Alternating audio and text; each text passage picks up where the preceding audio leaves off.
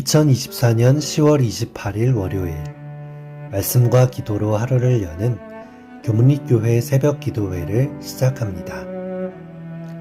함께 기도하시겠습니다. 하늘에 계신 아버지 하나님, 저희들에게 새 한 주를 허락하여 주심에 감사드립니다. 어느새 10월이 끝나가고 한 해가 마무리되어 갑니다. 시간은 빠르게 흘러가는데 우리의 삶은 변화가 없고 삶 속의 문제들은 변함없이 저희들의 마음을 괴롭히며 불안하게 할 때가 많이 있습니다. 이럴 때에 우리가 의지할 분은 오직 하나님이심을 고백합니다. 늘 저희와 동행하여 주시는 은혜에 감사드립니다. 다른 우상이나 미신들을 믿지 않을 수 있도록 해주시며 사단의 유혹에 넘어가지 않는 굳건한 믿음을 허락하여 주시옵소서. 우리를 인도하여 주시는 예수님의 이름으로 간절히 기도드립니다. 아멘. 성도 여러분 안녕하십니까? 이번 주는 한 주간 부조와 선지자 40장 발람 파트를 함께 읽어보시면서 기도로 주님 앞에 나아가려고 합니다. 오늘 말씀의 제목은 마술의 능력을 빌다입니다. 함께 하나님의 말씀 민수기 22장 3절과 7절의 말씀을 보시겠습니다. 모압이 심히 두려워하였으니 이스라엘 백성이 많음으로 말미암아 모압이 이스라엘 자손 때문에 번민하더라. 모압 장로들과 미디안 장로들이 손에 복채를 가지고 떠나 발람에게 이르러 이스라엘 백성들이 드디어 전열을 갖추고 가나안 땅 정복을 시작하려 하고 있습니다. 하나님의 보호하심을 받으며 광야에서 지내는 이스라엘 민족의 모습과 바산을 정복한 모습을 보고 다음으로 만나게 될 모압 백성들은 두려움에 떨 수밖에 없었습니다. 사실 책으로 보나 군대의 무기나 수로 보나 우세한 것은 자신들이었으나 하나님의 능력 앞에서는 세상적인 힘은 아무것도 아닌 것처럼 보인 것이었습니다. 부조 선지자는 이렇게 기록합니다. 모압인들은 감히 히브리인에게 모험적인 공격을 가하지 못했다. 무력에 호소하는 일은 히브리인을 위하여 싸우시는 초자연적 능력 앞에서는 아무런 힘이 없었다.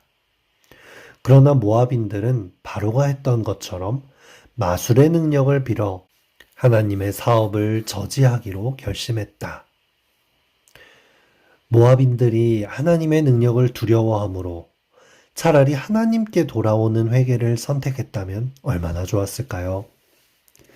하나님께서 이스라엘 백성들을 불기둥과 구름기둥으로 보호하시고 만나로 먹이셨던 놀라운 행진은 단지 이스라엘 백성들만을 위한 것이 아니었습니다. 가나안 땅의 백성들을 위한 마지막 호소요, 하나님께 돌아올 수 있는 기회였습니다. 그들이 자신들의 죄를 회개하고 하나님의 주권을 인정하기만 했다면 분명히 그들에게도 구원의 기회는 있었을 것입니다. 하지만 그들이 선택한 방법은 무엇이었습니까? 애굽의 바로가 했던 것처럼 마술의 능력을 빌어 하나님의 사업을 저지하는 것이었습니다. 모세가 바로왕 앞에 가서 하나님께서 함께 하심을 증거하기 위하여 지팡이를 뱀으로 만들었을 때 바로왕은 자신의 마술사들을 불러 똑같은 것을 행하게 하였습니다. 하나님의 능력이 눈앞에서 펼쳐지는데 겸손해지고 낮추는 것이 아니라 그 정도의 기적은 나도 할 수 있어 라는 교만한 모습을 보인 것이죠. 열 재앙이 자신이 다스리는 나라를 황폐화시키는 동안 여전히 하나님께 굴복하는 것이 아니라 마술과 우상에게 빌어 싸우려고 한 것이죠. 모압 족속도 마찬가지로 이런 마술적인 능력을 빌어 자신들에게 닥친 문제를 해결하고자 한 것입니다. 모압의 장로들과 미디안 장로들은 이스라엘을 대적하는 발람의 예언과 요술을 얻어내기 위하여 떠나게 된 것입니다. 사실 이러한 미디안과 모압의 정신은 지금 현대에도 별반 달라진 것이 없이 많은 사람에게 영향을 끼치고 있습니다. 한국인의 민족 정서 속에는 종교적이고 영적인 정서가 아주 깊이 녹아들어 있습니다. 기독교가 우리나라에 들어왔을 때 빠르게 정착하고 부흥할 수 있었던 것 역시 우리나라만의 영적인 문화가 한몫했을 것입니다. 새벽부터 부지런히 일어나 뜨겁게 기도하는 새벽 기도 문화나 뜨겁게 찬양하는 경배와 찬양 문화 등 우리나라의 뜨거운 종교적인 문화를 찾는 것은 어렵지 않습니다. 그런데 이러한 정서는 반면에 많은 무속신앙이나 미신을 믿는 것과도 깊이 연관되어 있습니다. 한국 거리에는 유독 점집들이 많고 쉽게 접근할 수 있습니다. 한국과 경제적인 규모나 위상이 비슷한 나라들과 비교해 보았을 때 훨씬 더 많은 무속신앙이 있고 심지어는 많은 외국인들이 우리나라로 여행 왔을 때 점을 보거나 하는 것이 관광 코스로 추천하기까지 한다고 합니다. 우리나라는 남녀노소 세대를 막론하고 또 지식인이건 정치인이건 할 것 없이 점을 보거나 큰 시험을 앞두거나 결혼을 앞두고 점을 보는 것, 이름을 지을 때 사주팔자나 역술인을 찾아가 이름을 짓는 일 등은 당연지사처럼 여겨지는 나라입니다. 과학과 이성이 발전하고 있는 시대를 표방하고 있으면서도 다른 종교들은 오히려 평가절하하면서도 오히려 무속신앙에 대해서는 재미로 해도 되는 오락이나 유흥처럼 소개되거나 심지어는 무당들이 상담가처럼 우리의 문제들을 당장 해결해주는 멘토로 보여주기까지 합니다. 한국 갤럽에서 조사한 통계에서는 1991년도에 점을 본 적이 있는가? 라는 질문에 대해서 19.6%라는 결과를 보여줬는데 2014년에는 38.3%라는 결과를 냈습니다. 오히려 2배로 증가한 것이죠. 한 통계에서는 종교별 성직자 수를 통계내고 있는데요. 목사는 10만 명인데 무속인은 추정 40만 명이라는 조사를 하고 있기도 합니다. 이 무속인들이 하루에 한 명, 1만 원의 복채를 받고 점을 치기만 해도 1조 4천억 원의 돈이 1년에 점을 치는 데 사용되고 있다는 계산이 나옵니다. 한 신문 기사에서는 우리나라의 무속시장은 1년에 복채 4조 원대라는 기사를 내기도 하였다고 합니다. 무속종교 계통은 지하경제에 속하기 때문에 정확한 통계는 어렵지만 이렇게 막대한 금액이 우리나라 안에서 소모되고 있는 것이 현실인 것입니다.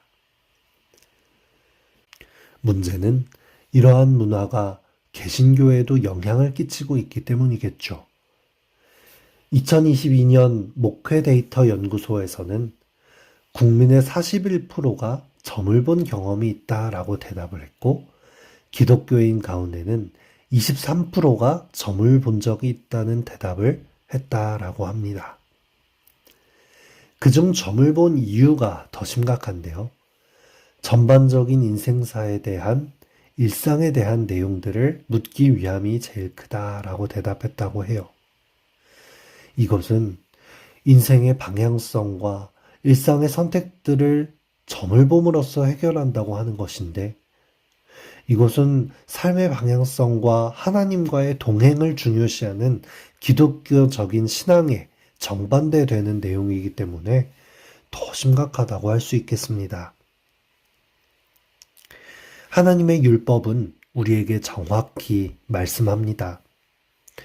그의 아들이나 딸을 불 가운데로 지나게 하는 자나 점쟁이나 기륭을 말하는 자나 요술하는 자나 무당이나 진언자나 신접자나 박수나 초혼자를 너희 가운데에 용납하지 말라.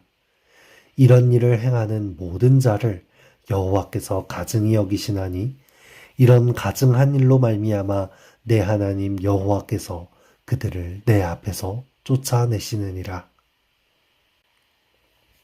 우리의 삶에 알게 모르게 녹아들어 있는 미신을 믿는 일을 경계해야 합니다. 이것은 우리의 영혼을 갉아먹는 일이며 사단은 이 틈을 이용하여 강신수를 이용하여 죽은 자를 만나게 하거나 병을 기적적으로 고치거나 우리의 현실적인 문제를 해결함으로 하나님을 믿는 믿음을 흔들어 버릴 수 있습니다. 하나님께 기도하는 일이나 하나님을 믿는 일을 마치 전 보는 것처럼 생각하는 그리스도인들도 덜어 있습니다. 당장의 문제의 해결책을 얻거나 기적 체험하기를 바라는 마음으로 신앙을 하는 것이 그것입니다. 하나님을 믿는 믿음과 기복적이고 미신적인 믿음은 확실히 구별하여야 합니다. 각시대의 대쟁투에서는 마지막 때에 강신술은 더 기승을 부리고 우리를 유혹하는 더 효과적인 무기가 될 것임을 경고하고 있습니다. 강신술이 오늘날의 유명무실한 그리스도교를 더욱 잘 모방하면 할수록 그는 더욱 큰 기만과 유혹의 세력을 갖게 된다. 사단은 현대의 감각에 맞추어서 스스로 변장한다. 그는 빛나는 천사의 모양으로 나타날 것이다. 강신술의 매개체를 통하여 이적들이 행해지고 병고침을 받게 되고 부인할 수 없는 많은 기사들이 나타날 것이다. 사단은 강신술을 통하여 인류에게 은혜를 베푸는 자처럼 나타나서 사람들의 질병을 고쳐주고 새롭고 더욱 고상한 종교적 신앙을 제시해주는 것처럼 공언한다. 그러나 동시에 그는 파괴자로서 활동하게 된다.